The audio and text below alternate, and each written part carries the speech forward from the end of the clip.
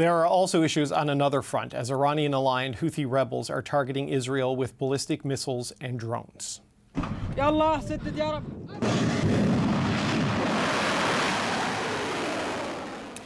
This is footage released by Houthi military media. They claim it shows the launch of the missiles and drones from an unidentified location in northwestern Yemen. Israel says it thwarted those attacks and is now deploying Navy assets to the Red Sea. The Houthis govern large swaths of Yemen. They're part of the so-called Axis of Resistance, an Iranian-backed network that includes Hamas in Gaza, Hezbollah in Lebanon, and other militias in Iraq and Syria. This was the third such attack launched by the Houthis, and they're vowing to carry out more. Arif Lalani previously served as a Canadian ambassador to the UAE, Jordan, and Iraq. He's now a senior advisor at StrategyCorp. Thomas Juneau previously served as a Middle East analyst for the Canadian Defense Department. He is a fellow at the Sana Centre for Strategic Studies and associate professor at the University of Ottawa. Gentlemen, it's always good to talk to you. Thanks for joining us again today. Thank you. So, Thomas, this is the third attack carried out by the Houthis, and they are vowing to carry out more. So what kind of threat do these attacks pose to Israel? This is a significant development in regional politics that we've seen. You know, ever since Saudi Arabia invaded and intervened militarily in Yemen in 2015, we have seen very clearly Iranian military assistance to the Houthis ramp up significantly. Support for drones, for missiles, for small arms, weapons, intelligence, cash, and so on. Houthi capabilities have ramped up a lot over the years. And as of a couple years ago, it seemed that Houthi missiles and drones could reach significant parts of Saudi Arabia. They could reach the UAE. They did that, caused some damage, but they were still a couple hundred kilometers short of Israel. More recently, the Houthis, in a military parade just a few months ago, showed off missiles that they said could reach Israel, which on its own was significant. But now what we've seen is that they've actually acted on that threat. Those missiles themselves cannot cause major damage to Israel because Israeli air defenses can stop them. But just the fact that the Houthis have done it is a major development that represents a significant threat from the south to Israel, in addition to threats from the north and the east. Okay, so Arif, we've talked a lot about Hamas and Hezbollah. How significant is it from your perspective that the Houthis appear to be entering into this conflict? Look, I think it's significant. I think all of these attacks from Hamas or Hezbollah or now the Houthis are significant in that they're clearly designed to test and to provoke Israel and to send a message that others have the capability of attacking. And I think the danger that should concern us all is that we somehow stumble in to a wider regional conflict as a result of these attacks. It's in no one's strategic interest to have a wider conflict, but it's very hard when missiles are coming over your citizens to try and exercise some strategic restraint. So I think that's the real worry here day after day as these missile attacks continue. So, Thomas, it's pretty clear and well established the relationship between Iran and Hezbollah and Hamas, but what do we know about the relationship with the Houthis, and would Tehran have to green light these attacks, or are they sort of a free agent on this? I would say somewhere in between, in the sense that the Houthis now, they are the de facto government in northwest Yemen. They control the capital, Sana'a, and they have done so for 9 years now. They have been at war with a Saudi-led coalition since 2015, but the Houthis have basically won this war, in large part because of Iranian assistance. Iranian military and financial assistance really has been significant for the Houthis. That being said, the Houthis have also won the war because their domestic enemies, their domestic rivals, have been really completely fragmented and incompetent. So yes, Iranian support has played a major role, but it's not the only one. What is the status of, the balance between Iran and the Houthis? To my mind, the Houthis are not a pawn of Iran. They are not a puppet of Iran, with Iran simply pulling the strings. They are partners. They are allies, with obviously Iran being the much bigger partner between the two. So now, with Hamas under serious threat, with the possibility of escalation with Hezbollah, to me it was a given that the Houthis would come in and signal to Israel and to the region as a whole. There's a major signal to Saudi Arabia too right now to say, we are in this. We are not necessarily looking for an escalation, but we want to signal to Saudi Arabia, to Israel, that we are with Iran, with Hamas and Hezbollah. And this is an important signal to Israel. It's a slap in the face to Saudi Arabia, right? Saudi Arabia went to war in Yemen in 2015 with the objective of defeating the Houthis.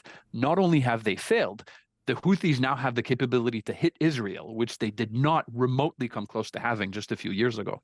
So, Arif, on that point, the Houthis, they've been in peace talks with Saudi Arabia, but now they're firing rockets and drones that have to travel sometimes through Saudi airspace to reach their target in Israel. So how do you think Saudi Arabia will respond to these attacks? Look, this clearly complicates the issue for Saudi Arabia precisely because of the airspace issue. But I think the other important observation here is, as Thomas mentioned, the inability of the Saudis after years of trying to eradicate the Houthis. It's just yet another example of it's very hard to eliminate these terrorist type organizations, and the fact that the Houthis are still able to fire missiles, it just shows you how complicated and how difficult the objective is going to be in terms of trying to get rid of Hamas. I would say I don't think that the Houthis are saying that they're in this fight. I think what they're saying is that they have capabilities, right? And what they and others are trying to do is pressure the Arab states to say, you need to actually be more active here in trying to find a solution. I think that's also part of what's going on here. But Thomas, if they go too far in showing their capabilities, and if the other members of this axis of resistance, as it's called, do similar things and maybe go a little bit too far, and this does widen, what does Saudi Arabia do, with a foe like the Houthis getting into this? I mean, could it push the Saudis closer to Israel, who they've been trying to normalize relations with? That's a good question. And clearly all of this puts Saudi Arabia in a very difficult position, specifically the war in Gaza. I mean, Saudi Arabia was probably close to a normalization agreement with Israel as of October 6th, before the terrorist attack and the launch of the war. And Saudi Arabia does not like Hamas. It supports the idea of defeating Hamas, but it has to deal with a population, the Saudi population, that has significant pro-Palestinian feelings, pro-Palestinian views. Saudi Arabia is not a democracy, but it still has to be sensitive to that domestic pressure. So it is trying to balance that. Add to that the Houthi dimension, who are now, as Arif said, not formally in the war. That's an exaggeration, but they have signaled their support for Hamas and Iran, and they have signaled their position quite clearly here. That also puts Saudi Arabia in a difficult position, because Saudi Arabia has been trying for years now to extricate itself from a war in Yemen that it has lost.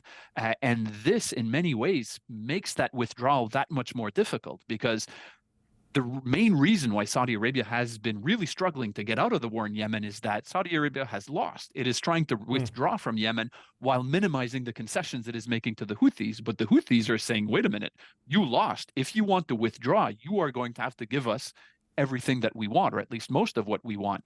And now with this situation, with the new leverage that the Houthis have shown towards Israel, that does not make Saudi Arabia's job of ending its role in this war any easier. So it's a very delicate balance for Riyadh.